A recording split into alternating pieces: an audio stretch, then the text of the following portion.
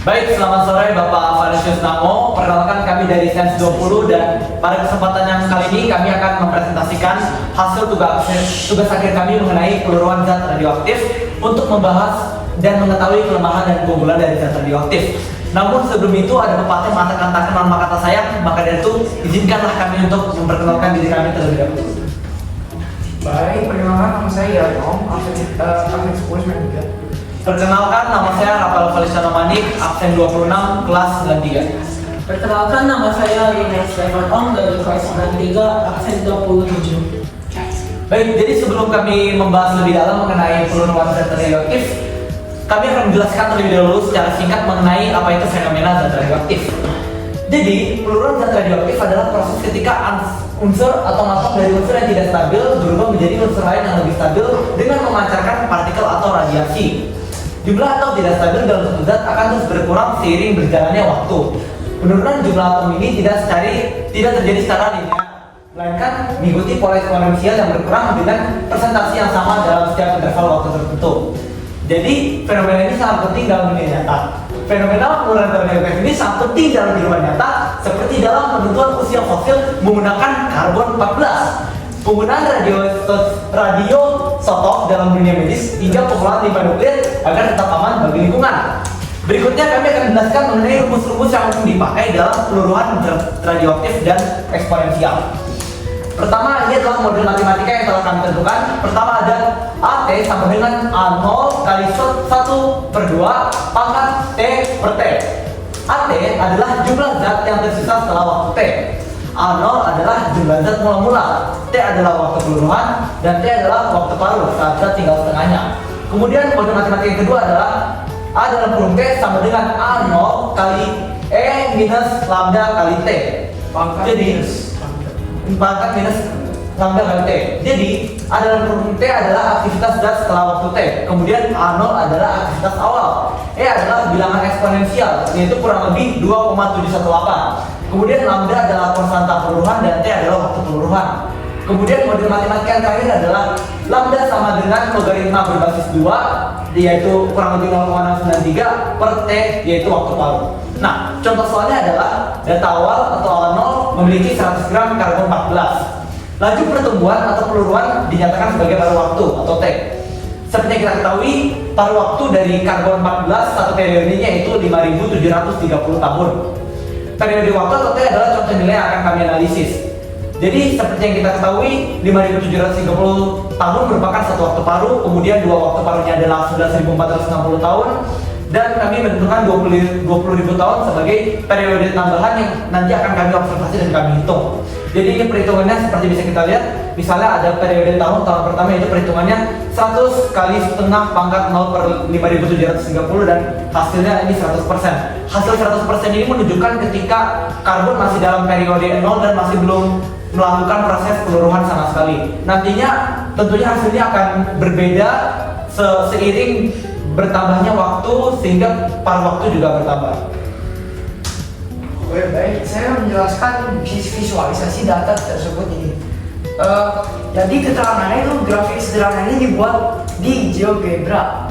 Terus ini titik 0 sampai dengan titik 10.000 adalah data acak seperti di tabel atas. Ini grafiknya kan yang kita tahu berdasarkan deskripsi fenomena kan pasti menurun karena seiring jalannya waktu akan habis ya. Terus ini yang kami gunakan untuk menguji perhitungan dengan rumus pelururan zat radioaktif. Kita menggunakan rumus yang AT A0 setengah pangkat T dibagi T besar, yaitu waktu peluruhan bagi waktu paruh. Terus ini titik ini yang dilambangkan dengan titik abu-abu kecil itu sepertinya yang kita ketahui itu waktunya kayak dalam yang kita analisis, jadi kayak T1000, T2000, T3000, T4000, T5000 sampai T10000 itu yang kita akan analisis. Terus titik paruh waktu 1 sampai 3 diambil sesuai dengan periode waktu. Periode paruh waktu C14 yaitu 5.730 tahun. Ini lambangkan dengan belah ketupat berwarna merah, yaitu yang ini. data semua prediksi yang kita buat. Jadi ini dari tahun 0 sampai tahun 10.000. Terus ini waktu baru ke satu, waktu baru kedua ya. Dan saya sudah bilang, saya ulangi, itu kita menggunakan rumus A0 dikali setengah dipangkatkan T dibagi T besar. Terus dampak yang kita dapat, dampak positif yang kita dapat dari fenomena ini adalah peluang zat radioaktif memiliki banyak manfaat bagi manusia dan kesehatan. Isotop seperti teknetium 99M digunakan untuk diagnosis dan kobalt 60 untuk terapi kanker. Di industri, radiasi dimanfaatkan untuk mendeteksi kebocoran, mengukur ketebalan, dan mensterilkan alat medis serta makanan. Dalam penelitian, karbon 14 membantu menentukan usia fosil, sedangkan energi panas peluruan digunakan di reaktor nuklir. Di pertanian, radiasi membantu menciptakan varietas unggul dan menangkal penyerapan hara. Dengan demikian, peluruan zat radioaktif berperan penting dalam kemajuan ilmu, teknologi, dan kesehatan. Dan peluruan zat radioaktif bukan hanya positif, ada negatifnya. Dampak negatif dari fenomena peluruan zat radioaktif ini juga memiliki dampak negatif yang perlu diwaspadai. Paparan radiasi tinggi dapat merusak jaringan tubuh, menyebabkan mutasi genetik, gangguan kesehatan, hingga kanker. Limbah radioaktif sulit diolah dan beresiko mencemari lingkungan jika tidak disimpan dengan aman. Kebocoran atau kecelakaan di fasilitas nuklir seperti Chernobyl dan Fukushima dapat menyebabkan pencemaran udara, air, dan tanah yang bertambah.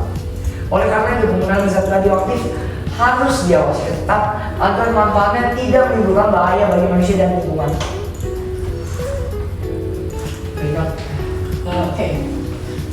Jadi nilai kehidupan yang kita dapatkan dari proyek kami ini, nah dari fenomena peluruhan zat radioaktif, kita dapat belajar nilai kehati-hatian dan tanggung jawab dalam memanfaatkan teknologi yang beresiko tinggi. Kita juga menumbuhkan rasa ingin tahu dan semangat ilmiah untuk memahami alam demi kemajuan manusia. Nah, selain itu, fenomena ini juga mengajarkan pentingnya kepedulian terhadap lingkungan serta kerjasama antar negara dalam memastikan penggunaan teknologi nuklir yang aman dan bermanfaat. Sikap bijak terhadap peluruhan zat radioaktif dapat berarti kita dapat menggunakan zat radioaktif dengan bijak dan bertanggung jawab. Manfaatnya besar, tapi beresiko tinggi jika disalahgunakan. Kita perlu aturan dan pengawasan ketat di bidang kesehatan, industri, dan energi. Tingkatan kesadaran masyarakat tentang bahaya radioaktif sangatlah penting. Kita harus juga kembangkan teknologi nuklir yang aman dan ramah lingkungan. Dengan sikap ilmiah dan penuh keselamatan, kita dapat memanfaatkan radioaktivitas tanpa merusak lingkungan. Kesimpulan dari presentasi ini adalah peluruhan zat radioaktif memiliki peran penting dalam berbagai bidang seperti kesehatan, industri, penelitian, dan pertanian. Meskipun memberikan banyak manfaat, penggunanya juga mengandung resiko besar bagi manusia dan lingkungan jika tidak dikelola dengan baik. Oleh karena itu, diperlukan kehati-hatian, tanggung jawab, serta kerjasama dalam memanfaatkannya agar manfaatnya dapat dirasakan secara maksimal tanpa menimbulkan dampak negatif. Ini sumber kami. Apakah ada pertanyaan? Oke, pertanyaan dari saya. Silakan Givani Vandana versi Manita. Jadi pertama-tama jelaskan dengan apakah adanya fenomena eksponensial yang mirip dengan adanya nuklir ini. Baik. Dan jelaskan secara sistematis dan juga matematis. Baik. Terima kasih atas pertanyaannya Givani Vandana versi Manita. Baik, saya Profesor Manik. izin ingin menjawab pertanyaan dari Vio.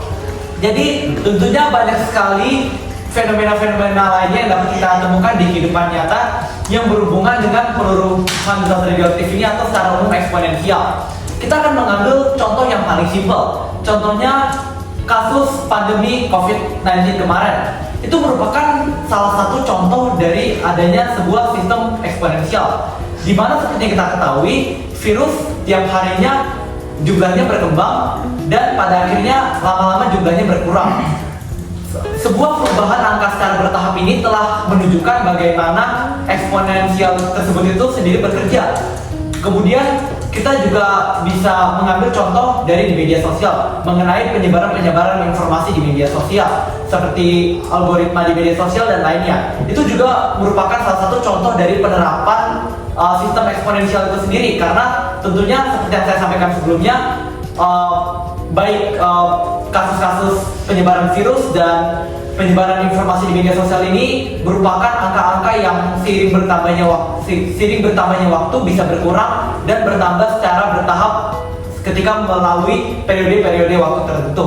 Maka dari itu banyak sekali contoh-contoh lain mengenai eksponensial yang dapat kita ambil di kehidupan nyata selain dari peluruhan zat radioaktif ini. Apakah ada pertanyaan lagi?